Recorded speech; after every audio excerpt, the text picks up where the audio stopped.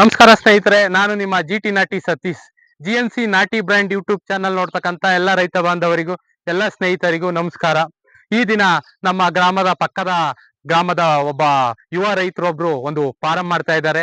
ಉಷಾಶ್ರೀ form ಅಂತ ಹೇಳಿ ಹೊಸದಾಗಿ ಡೆವಲಪ್ ಮಾಡ್ತಾ ಇದ್ದಾರೆ. ಸರ್, ಈ ಒಂದು ಜಿಎನ್ಸಿ ಕಾಂಟ್ಯಾಕ್ಟ್ ಮಾಡಿ ಸರ್, ನಾವು ಕೂಡ ನಾಟಿ ಕೋಳಿಗಳನ್ನ ಸಾಕಾಣಿಕೆ ಮಾಡಬೇಕು ಅಂತ ಮಾಹಿತಿಯನ್ನ ಕೇಳಿದ್ರು. ಮತ್ತೆ ಹೇಗೆ ಆ ಒಂದು ಫಾರಂ ರೆಡಿ ಮಾಡಿದ್ದಾರೆ, ಮತ್ತೆ ನಾಟಿ ಕೋಳಿ ಸಾಕಾಣಿಕೆ ಮಾಡಲು ಜಾಗದ ವ್ಯವಸ್ಥೆ ಹೇಗಿರ್ಬೇಕು ಎಂಬತಕ್ಕಂಥದ್ದನ್ನ ನೋಡೋಣ ಅಂತ ಬಂದೆ. ಹೇಗೆ ಈ ಒಂದು ಉಷಾಶ್ರೀ ಫಾರಂ ಇದೆ ಎಂಬತಕ್ಕಂಥದ್ದನ್ನ ನೋಡೋಣ ಬನ್ನಿ. ಇವರು ಈ ಒಂದು ಮದ್ದೂರು ತಾಲೂಕು, ಮಂಡ್ಯ ಜಿಲ್ಲೆ ಮರಳಿಗ ಎಂಬತಕ್ಕಂತ ಒಂದು ಗ್ರಾಮ ಇದೆ. ಆ ಗ್ರಾಮದಲ್ಲಿ ಈ ಒಂದು ಹೊಸದಾಗಿ ಈ ಒಂದು ಫಾರಂ ಅನ್ನ ಮಾಡಿದ್ದಾರೆ.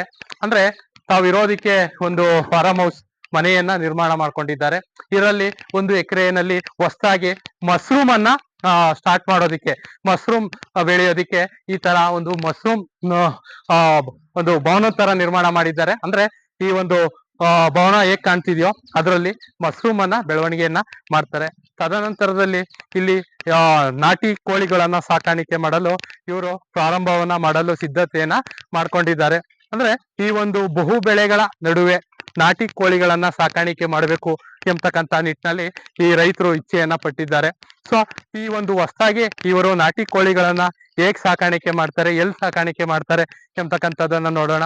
ನೋಡಿ, ಈ ಒಂದು ಪ್ರದೇಶದಲ್ಲಿ ಎಲ್ಲಾ ಒಂದು ಅಡಿಕೆ ತೋಟವನ್ನ, ಬಾಳೆ ಗಿಡಗಳನ್ನ, ಮತ್ತೆ ಈ ಒಂದು ಸೀಬೆ ಗಿಡ ಆಗ್ಬೋದು, ಮತ್ತೆ ಈ ಒಂದು ಹಲವಾರು ಹಣ್ಣಿನ ಗಿಡಗಳನ್ನ ಹಾಕೊಂಡಿದ್ದಾರೆ, ತೆಂಗನ್ನ ಹಾಕಿದ್ದಾರೆ. ಸೊ ಇಲ್ಲಿ ಈ ಒಂದು ತೋಟದಲ್ಲಿ ನಾಟಿ ಕೋಳಿಗಳನ್ನ ಸಾಕಾಣಿಕೆಯನ್ನ ಮಾಡಲು ಪೂರ್ವ ಸಿದ್ಧತೆಯಾಗಿ ಈ ಒಂದು ಜಾಗವನ್ನ ಮಾಡ್ಕೊಂಡಿದ್ದಾರೆ. ನೋಡಿ, ಇಲ್ಲಿ ನಾಟಿ ಕೋಳಿಗಳನ್ನ ಸಾಕಾಣಿಕೆ ಮಾಡಲು ಇವರು ವ್ಯವಸ್ಥೆಯನ್ನ ಮಾಡ್ಕೊಂಡಿದ್ದಾರೆ. ನೋಡಿ, ಸುತ್ತ ಫೆನ್ಸಿಂಗ್ ಇದೆ, ಮಧ್ಯದಲ್ಲಿ ಬೆಳೆಗಳಿದೆ. ಈ ಬೆಳೆಗಳ ನಡುವೆ ನಾಟಿ ಕೋಳಿಗಳನ್ನ ಬಿಡೋದ್ರಿಂದ ಏನ್ ಪ್ರಯೋಜನ ಅಂತಂದ್ರೆ, ಕಳೆಯನ್ನ ನಾಶ ಮಾಡ್ತವೆ. ಅಂದ್ರೆ ಕಳೆಯನ್ನ ನಾಶ ಮಾಡೋದಲ್ದ್ರೆ ಆ ಒಂದು ಬೆಳೆಗಳಿಂದ ಇವಕ್ಕೆ ಮೇವು ಕೂಡ ಆಗುತ್ತೆ. ಈ ಮೇವಿಂದ ಬಂದಂತ ಕೋಳಿ ತಿಂದಂತ ಇಕ್ಕೆಯೂ ಕೂಡ ಈ ಕೋಳಿಗೆ ಗೊಬ್ಬರ, ಕೋಳಿಯ ಇಕ್ಕೆ ಈ ಒಂದು ಬೆಳೆಗೆ ಗೊಬ್ಬರ ಆಗುತ್ತೆ. ಈ ಒಂದರಿಂದ ಒಂದು ಅನುಕೂಲ ಆಗ್ತದೆ. ಹಾಗಾಗಿ ನಾವು ನಾಟಿ ಕೋಳಿಯನ್ನ ಸಾಕಾಣಿಕೆ ಮಾಡ್ಬೇಕಾದ್ರೆ ತಮ್ಮದೇ ಆದಂತ ಒಂದು ಬಹು ಬೆಳೆಗಳನ್ನ ಅನುಸರಿಸಬೇಕು. ಯಾಕೆ ಅಂತಂದ್ರೆ ಈ ಬಹು ಬೆಳೆಯನ್ನ ಬೆಳೆಯೋದ್ರಿಂದ ರೈತರಿಗೆ ಒಂದರಿಂದ ಒಂದು ಅನುಕೂಲ. ಒಂದು ರೈಟ್ ಬಿದ್ದೋದ್ರು ಕೂಡ ಮತ್ತೊಂದು ರೈಟು ಇದ್ದೇ ಇರುತ್ತೆ. ಹಾಗಾಗಿ ನಾವು ಸಮಗ್ರ ಬೆಳೆಗಳನ್ನ ಮಾಡೋದ್ರಿಂದ ನಾವು ರೈತರಿಗೆ ಆದಾಯ ಇರುತ್ತೆ. ಹೀಗಾಗಿ ಈ ಒಂದು ನಮ್ಮ ಯುವ ರೈತರನ್ನ ನಾನು ನೋಡಲು ಬಂದಾಗ ಈ ತರದಲ್ಲಿ ರೆಡಿ ಮಾಡ್ಕೊಂಡಿದ್ದಾರೆ. ನಾನು ಒಂದು 20-40 ಅಡಿ ಅಷ್ಟು ಒಂದು ಜಾಗವನ್ನ ನಿರ್ಮಿಸಿಕೊಳ್ಳಿ ಅಂತ ಹೇಳಿದೆ. ಬಹಳ ಚೊಕ್ಕವಾಗಿ ನಿರ್ಮಿಸಿಕೊಂಡಿದ್ದಾರೆ. ಇಲ್ಲಿ ಹೊಸದಾಗಿ ನಾಟಿ ಕೋಳಿಗಳನ್ನ ಇವರು ಸಾಕಾಣಿಕೆ ಮಾಡಲು ಈ ಜಾಗವನ್ನ ರೆಡಿ ಮಾಡ್ಕೊಂಡಿದ್ದಾರೆ. ಈ ಜಾಗ ರಾತ್ರಿ ವೇಳೆ ನಾಟಿ ಕೋಳಿಗಳು ಇರೋದಿಕ್ಕೆ ವ್ಯವಸ್ಥೆಯನ್ನ ಮಾಡ್ಕೊಂಡಿದ್ದಾರೆ.